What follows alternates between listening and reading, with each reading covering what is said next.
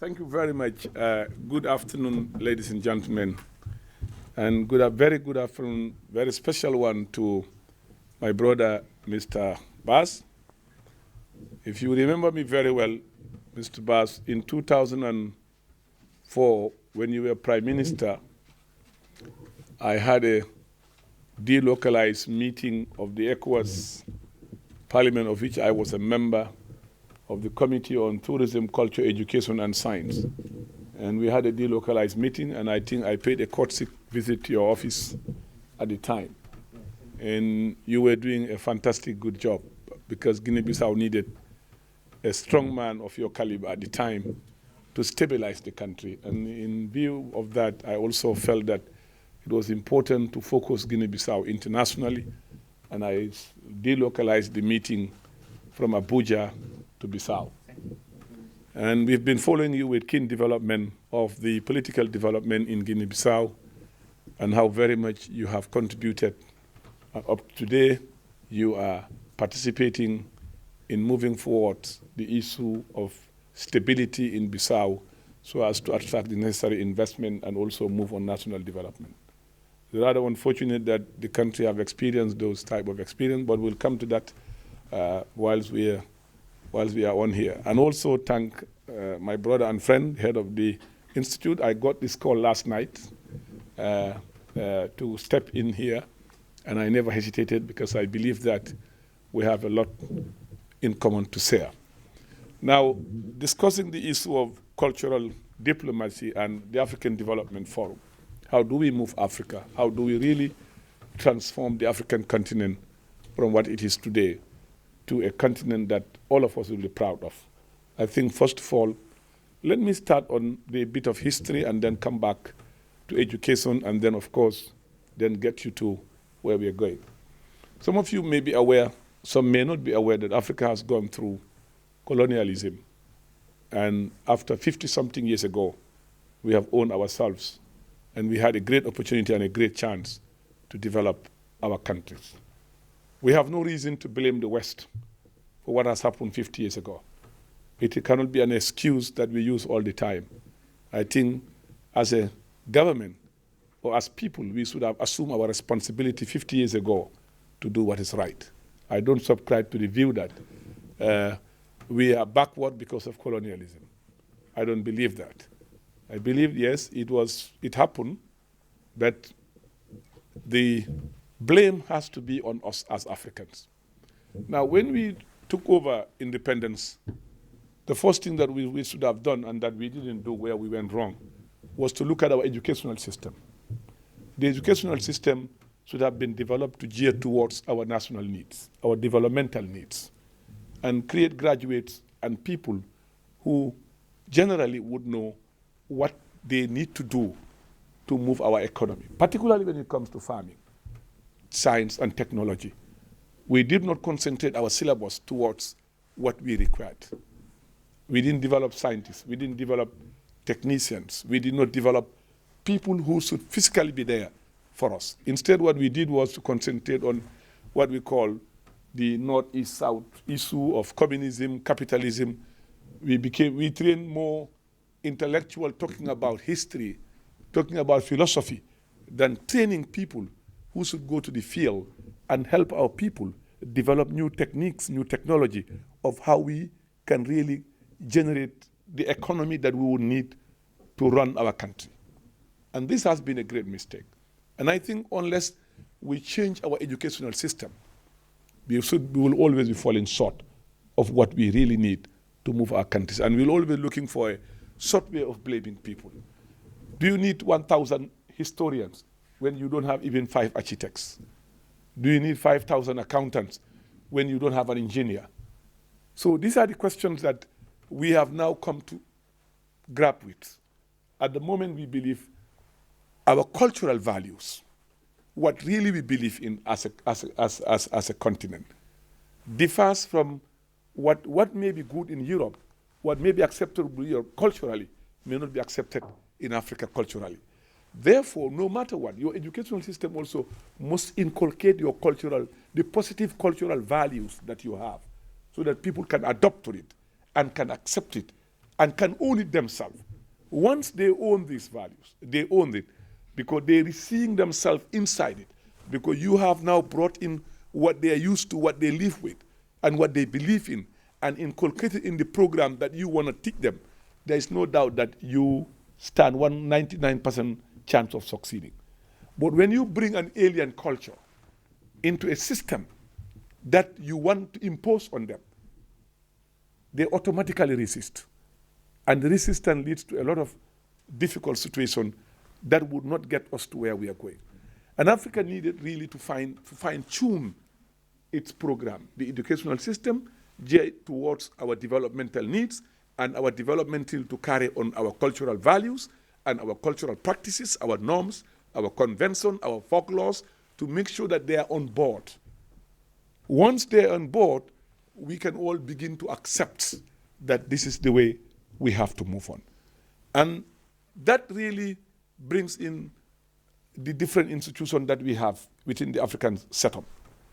Because what may be culturally accepted in France may not be accepted in Guinea-Bissau or Gambia or somewhere else. So the fact that we just photocopied a curriculum that was left with us by the colonials when they were leaving, and we did not revisit this, we did not put into account what our societal needs were, created us a lot of problems. And that led us to create so many elements within ourselves, making people believe that we have to behave like, to be important, you have to behave like the colonialist. To be noticed, you have to behave like the colonials, what they were doing before they left. And that again created some sort of a short-sighted way of thinking and even governing that led to what we call malgovernance. And malgovernance led to corruption. And that became the disease that has been chewing and consuming our continent. People, at the end, really did not want to work on results that are nationalistically based. Most people become individualized. Instead of delivering towards the common good or the national good, people started grabbing money, commission, creating problems. And once the institutions of government saw the leadership of politicians becoming corrupt, then of course that brought in the army inside. The army started coming in, because that's why coup d'etats became rampant. Because everybody felt that you can get money without working for it by being in government. And by being in government, you don't need to go for a campaign to form a party. You just need to take the gun and kill a head of state or destroy a system and then announce over the radio a government. And once you are also in government as a military, the other person who is next to you also is trying to also find a way how to get you. And that brought us a chapter that became the dark chapter of Africa. And we must accept that. The cultural interpretation of that at the end became almost an institution within the African context. I think there are very few countries in Africa that have not gone through military rule. Very few. There must be not more than 10 in the whole of Africa. Not more than 10 countries that have not gone through military rule. All generated because of malgovernance, bad educational system, lack of respecting our cultural values, not taking into account our developmental need to match them with our educational policy. And that situation today, we need to address, because Africa now wants to transform and move to another chapter. Because the world is moving. You've seen the developments that have taken place in Asia. You've seen China, a country that some African countries gave aid about 45, 50 years ago, what China is today. You've seen many other countries, even in the Americas, that have made some very interesting development. Of course, some countries in Africa were ahead of them. Look at Malaysia. There was technical assistance from Nigeria to Malaysia, you know? But today, if you look at Malaysia, compare them with Nigeria, you see we have been left out for so long. And now we have very important people, very young, dynamic Africans who are determined, who are ready to hold the bull by the horn. All what they need now is good political leadership. And once there is political leadership, they are ready to move on and then really get on the business of developing our country. And they are educated, they are ready, they are prepared to move. They have all the skills. They've learned a lot from the West in terms of technology, in terms of science, whatever.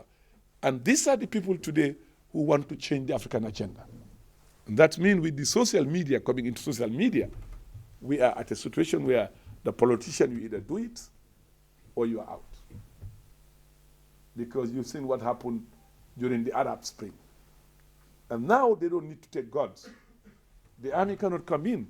But you need to really make sure that you do what they want and get there so that we move on, or they're in the street to move you out. Easily they can communicate. And again, where we need to, before I wrap up, where we also needed to make some adjustment, as I mentioned in one of my reports in Guinea-Bissau in 2004, was there was a need to make some what we call constitutional reform. Because the laws that are left behind by our colonialists must be laws that are adoptable and workable within the African context in terms of our culture. We have laws that are 100 years old, still in our statutory book, that have not been amended in most countries. And today that's the situation Guinea-Bissau is faced with. And my brother will attest to it. The issue of the role between the prime minister and the role between the president. The functions, the modus of operandi between these two important institutions of government have created so much of tension and unnecessary situation that have led the country to many difficult chapters. And I think, again, constitutional reform comes in. The laws of the land must be made towards the needs of the people, and there must be workable laws. And whereas we fail to do that, again, we're going back to square one. And I'm sure my brother will agree that right now there are sanctions imposed by West Africa on the leadership in Guinea-Bissau, because we do not want to have another crisis situation there. But I said it in 2004, unless they reform the constitution, there was no way they could stabilize Guinea-Bissau, because that was what was inherited. The laws they inherited after many years of after independence. But now we've reached a time where politics has become so complex and complicated. It's not only having money that gets you to power, because people are becoming more aware. It's beyond money now. Money is key to it, but it's beyond money. So what is important now is really to see where do we need to adjust the law that makes sure that suits the needs of our country, to make sure that we will be able to move on development. Are we going to do it, or are we not going to do it? Are we going to remain static and remain where we are and create confusion every day? I think it has come to a time now we have to look inwards and see, both in our educational system, both the legal aspect, and then see how we can march forward. So these are the few comments I have for you. I'll be available for all your questions. And on that short notice, Mr. Prime Minister, I thank you so much.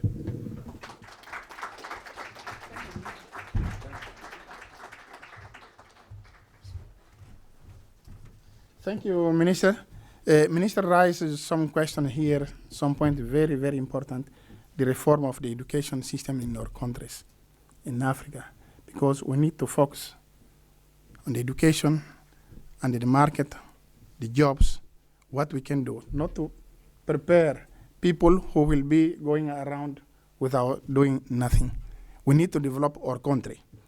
So also we need to take in account the culture, value in our behavior in our country. This is very important, how we can combine this. And the problem of governance, corruption, is killing a lot of countries in Africa. This is very important issue. And when we talk now about sustainable development, one of the issues also there is the bad governance, how the governance can help to preserve the nature, to preserve the development of the countries. This is extremely important. And the minister raised one question here, very important, we are facing now in my country, is the constitutional problem of the role of the prime minister and the role of the president. Is why I fully agree with him when he said, we need our cultural value, we need to adapt to our reality.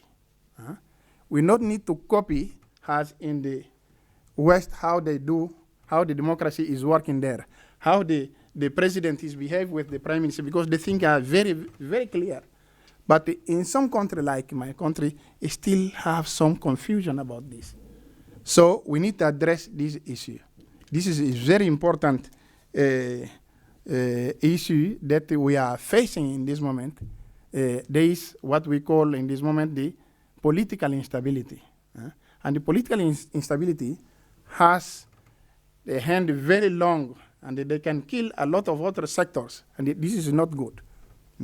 So thank you, Minister. I want to ask who want to raise some question here for the Minister. I will take the name. Please, you need to identify and to raise your questions, please. Yes? Thank you. Thank you, Minister. Your presentation was amazing. I really appreciated it, and I do agree very much on the issue of education. I just wanted to, I have two questions. Firstly, on the education perspective, do you think it's more of a country issue or it's a AU issue in terms of restructuring the African education system at an AU level, or is it something that we need to deal with in our different countries? Sorry, my name is Rodo, I'm from Zimbabwe. Okay, and then my second question is, I do agree with you in terms of not playing the blame game. Yes, a lot of our countries have been free of colonial rule for a very long time. But I do want to acknowledge the fact that there is some neo-colonialist sort of activities that are going on in Africa right now. I mean, thanks to globalization, there's a way that countries can move across borders, exploit resources, and remit funds to their countries, and sort of take advantage of our lack of current state and our lack of development. So I do think that does play a big role. Yes, it can be couched in the corruption that our governments are currently struggling with, that allows these countries to perform these ways. But I think, it's cause effect, mind matter. Those are my questions. Okay, thank you. Can I answer it now? Yeah, okay. So that I don't miss the. Yeah, you can answer it now. Well, if the chair, there's a microphone. Or there's a microphone. I like speaking standing. I've done that all my life. You see, first of all, the issue of education is not only for an individual country in Africa, it's an African problem. It must be approached continentally at every level of Africa. Because all of us, across the board, to be honest with you, we really missed the ball from 52 years or 50 years ago. We could have done better. And if you want to approach it holistically, because the continent is becoming one village, it's becoming one country now. These borders are just artificial. Eventually, they will all have to go off. With the current level of education, the young contemporary Africans, all this issue of social media, gadgets, and all these things, we're becoming a united, one small community. And whatever we do, we must do it in uniform. So the educational system, the matter should be approached at the level of the AU across the board. That's my view on that. And with regards to the issue of colonialism, yes, there are exceptions in few countries where the problem of the residue of colonial problems came into the independent governments. For example, Zimbabwe, South Africa. These are countries that have to do with the land policy issue. They need to be addressed. What the colonialists promised when they were leaving, they did not fulfill that promise. I'm very much aware of the situation in Zimbabwe regarding the issue of land. I've got a bit of history about it. Mugabe was blamed for a lot of things. But at the end, when you looked at it, I think our British friends also did not honor part of the agreement. But then, was that the right way to go about it? If they failed to honor, I said no. It could have been done better without forcing people out of their farms, giving it to people who are not prepared to take over. I think there could have sort of a committee or a commission that could negotiate a way out where a win-win situation can come in, and not to use talks and other things and the like on democratic means to solve the problem. But the problem is real. I do know that. And this is what is now happening in South Africa. They are thinking of really how to solve this problem. They may not adopt the Zimbabwe style because it's not yielding a much of dividends, as you are aware from Zimbabwe. But I think what we need to do, it needs to be resolved. Well, there are other countries, of course, that we know there were some problems, that came up, the issue of land and other issues within communities by virtue of colonial rules and colonial demarcation and so on. I think those things we can overcome within ourselves. But I think really there are issues that need to be sorted out. I agree with you. Thank you. Thank you. Yes? Yes, let me take them direct. Don't worry. Okay. Yes. Hello, my name is Damien. I'm from Indonesia. From Indonesia. Yes, Excellency. Yes. And for this social culture in Africa, that, like you said before, that one continent is supposed to be together. There is no boundaries or everything, right? So how about the very hot issues what happened in Africa, such as xenophobia and also the majority tribes in Africa that you want to be in the most favor? Yes, let me go back to this. I think this point is a very critical point. It has to do with resource distribution. The issue of tribalism comes when resources come in. You only mention tribe when you want to grab something using the strength. If we put in laws and policies that are geared towards distributing resources fairly, tribalism will not be an issue. Minorities always feel threatened when their interest is fading into insignificance or when they lose them. And that's where they react negatively. But once they are protected by the system, there will be no problem of that issue. And again, it goes back to the laws and the system of government that has to put everybody on board and recognize everyone and give everyone his dues accordingly. Once that is addressed, then the issue of tribe dominancy will not come to play. Yes? More questions? I get the gentleman there. My name is Ivan from New York. From? New York. New York, yes. I guess kind of piggyback off of both of their kind of questions, melding it together. Because I know you said the education would have to be a full AU kind of issue to deal with. Should be. Should be are you, when you Towards development. Towards development, our developmental needs, because they are unique. We are almost so, there are similarities all over Africa. The infrastructure problem, the issue of whatever you find in Zimbabwe, you find in the next country. That's what I refer to. We're talking about development here. so that too. Yeah, so the educational system must be geared towards our developmental needs. That's what I talked about. Yes, gentlemen. Excellency, thank you for the speech. It was very, it threw light into some critical aspects, I would say. But I'd like you to continue speaking a bit more about this concept of modernity. You kind of came towards it when you talked about, am I audible? Am I audible? Yeah, I'm getting you now. So when you talk about education being specific to Africa and picking it back from how after the colonialization, picking it back and like having a unique type of education or something in order to come up with its own kind of modernity. Because, for example, now we have like most people confuse like modernization with westernization, using like the same concept, the same ideas from the West. So how about coming up with a new like kind of modernity, the concept of modernity from the African subcontinent? Like for example, the way you build buildings. Modern buildings are mostly understood as Western buildings, but I'm sure like back in those days, the African ancestors had their different way of building their own architecture, which I think is an indigenous African architecture. So how did you mean that by education, like educating African students about architecture from the African legacy or the African perspective, so in order to benefit? I got your question. Let's save time. I know where you're heading to. I'll give you the answer. Let me put it this way. Education cannot only be unique to Africa. What we said was education that is geared towards our developmental needs. We talked about our own architectures. You go to Mali, the buildings are different from what you find in Gambia. You go to Tunisia, they are different because they're using their traditional architecture to build their houses. That we must sustain. You go to Morocco, it's different. That we must keep.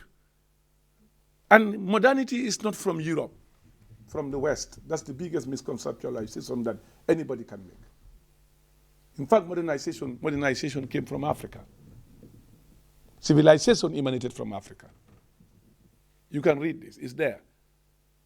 But because we want to imitate what does not belong to us, it lands us into trouble because we do not know how they got to where. We now need to go back, what belongs to us, what we own, and develop it and move forward. That is my belief. I'd rather live in a 5-star hot house than live in a 20-story building up there with a 5-star hotel. What stops you from having a bungalow of 5-star, all the facilities inside there? Use your own architecture. We don't have a problem of land. Europe have a problem of land. China have a problem of land. Africa have plenty of it. Why do we have to adopt their policies? Tall buildings for what? I think we need to go back to ourselves and revisit ourselves. That's what I try to explain. Yes, I think somebody, yes, madam. Hi, my name is Aliena, half German, half British. The effectiveness of the AU has been called into question frequently. Would you say that the AU is still a useful body and worth being a part of? And also, have any concrete steps been taken towards this development that you mentioned? If so, what are they? And if not, what are the barriers to those steps? The AU need to be maintained. Yes, the AU have really fallen short of what it was meant for. And that was why it was transformed from the Organization of African Unity to the African Union. We thought that it was necessary to transform the organization and change its direction towards the needs of Africans to create greater stability. I agree that they have really fallen short of many of the things, but of late they've been doing a fantastic job. They've been trying a lot of late.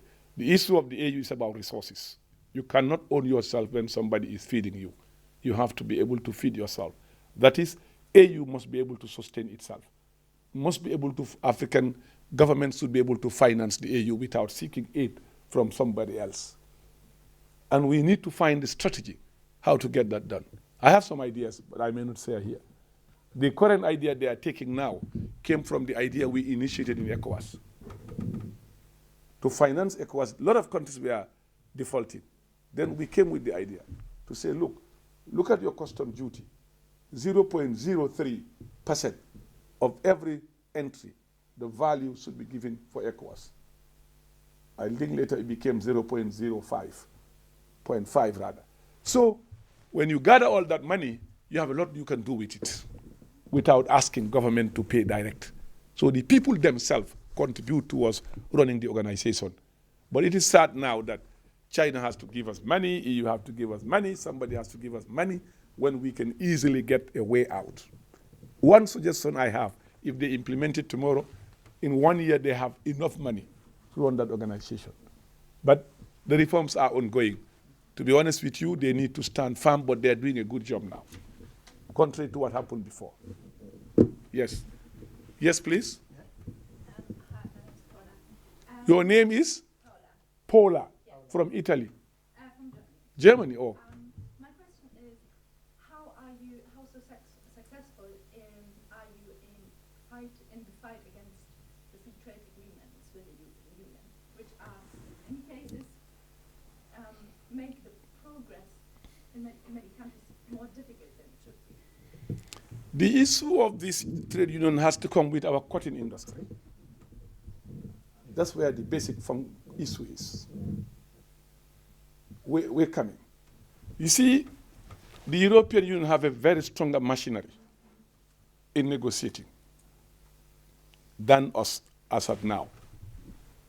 And we are now graduating people who are also coming to understand the system very well. We know what Europe does with their farmers. And if you now want to bring us in line with that, when that is not what is happening with our farmers, it becomes a problem. This problem will remain for a while, because right now also, we're getting some very intelligent people who knows Europe, who knows the mentality of the European, who knows the strategy of the European, and they are in government. So the negotiation cannot be that easy. It's just like what's happening between America and the European Union, vis-a-vis the steel and other issues that are happening, particularly Britain now, starting to negotiate with America, being out of the European Union. So this issue of World Trade Organization talks will continue for a long time before we can reach an agreement. Because everybody now wants to protect his own cake, part of the cake, and get a bigger share of it. But we cannot go in the absence of each other. We need each other. The Europeans need our raw goods to fill their factories. We need their products also to develop. We need their technology to develop our own factories. So it has to be, we have to work united. But strategically, everybody try to be there. It will be a bit difficult, but we'll get there because we all have a common interest to reach an agreement in this negotiation. More question? Last question. Oh, yes, sir. Joseph from California, United States.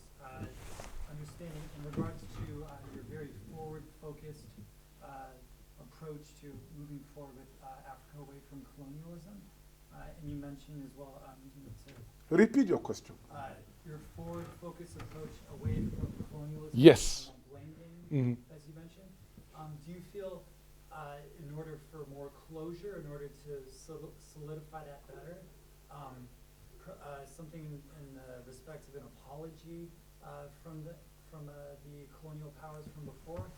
If so, what sort of developments might there be in place? If not, how would you feel about? I don't believe, my brother, in any form of apology from the Europeans. We were the one capturing our people, selling them to the Europeans. We are the one Africans capturing ourselves, selling them to the Europeans.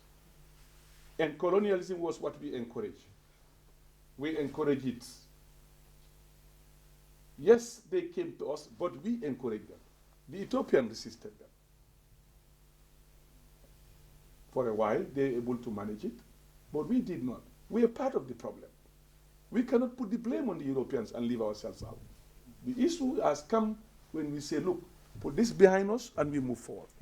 And don't look for anybody to blame. They had an interest they were looking for. They were looking for markets, other places for them. Some of them lost war between Germany and France, the two provinces that they lost, that led them to come to Africa and look for colonies. These were basically matters of national interest of these governments.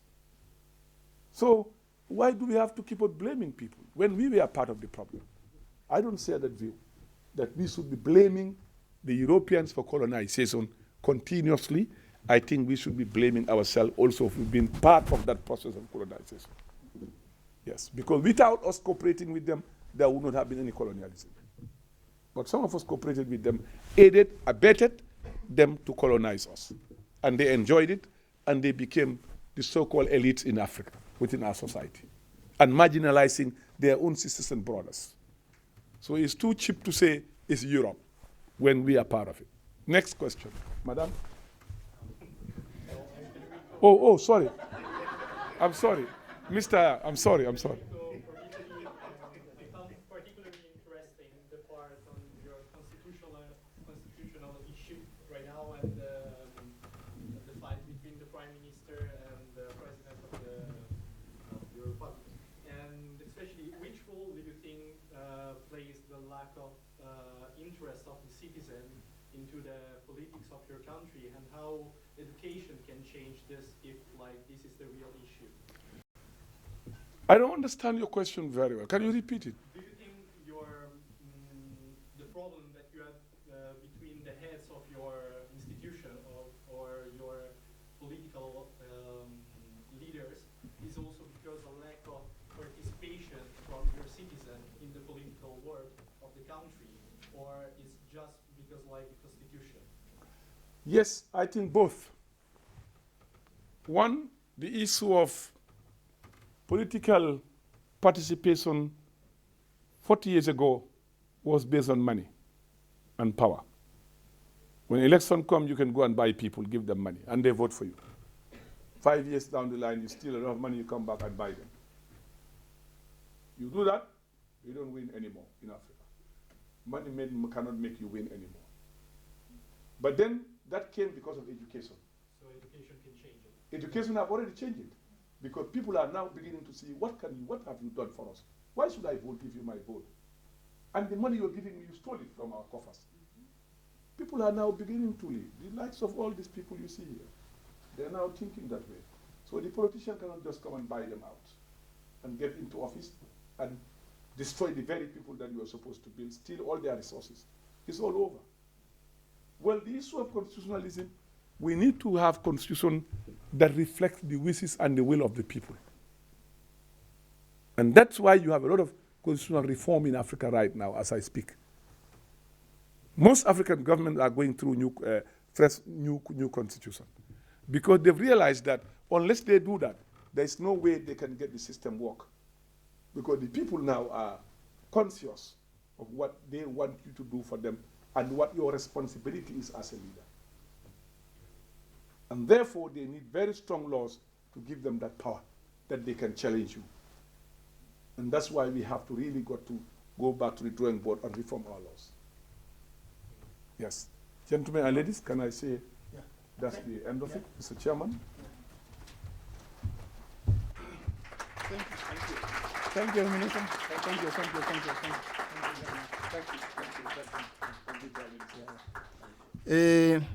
Thank you, the Minister. Thank you, the audience. Your questions are very, very interesting. And I think the Minister respond your question in a clarification way. So the question you raised about Africa, governance, constitutional problem, the problem of AU, African Union, European Union, problem of the trade, I think this is the issue of the actuality. So African people are working on this. And the African Union we need it. We need it, but you must know that it's 44 countries. It's not easy. When you have 25 countries, you have 15 countries, you have 8 countries to manage together. So is why in Africa our leaders create the different economic regional zones. You have ECOWAS, as the Minister said here, you have SCRDC, you have ERCC, etc., etc. But the objective is to put them together in the future and it to develop. So when the Minister talked about that now we have very people qualified that can negotiate in the same condition with our partners, because when those saying that we need to sign a trade agreement, but they never tell you that we have subsidy we gave to our farmers. But they want you to go in the same condition, but you don't need to have a subsidies for your farmers. This is a free trade? No. So we need to look at all these issues before we sign something. We need both. We need each other. Americans, European, Africans, Asian, we need each other. And we need to work in a free way and understandable. And I think that the reform, we need to do it in both parties, not only at the level of African Union, but I think also European Union, we need some reform. I think every time the European Parliament, they are discussing some new issues about the reform of the European Union, etc., etc. So we need to improve. We need to improve this. So I want to thank Minister Hamat for his brilliant speech, and we welcome him to come more times here at ICD. He's welcome, and also I think you got very important information that can help you in your work. Thank you again. Thank all of us, and thank Mr. Mark, General Director of ICD.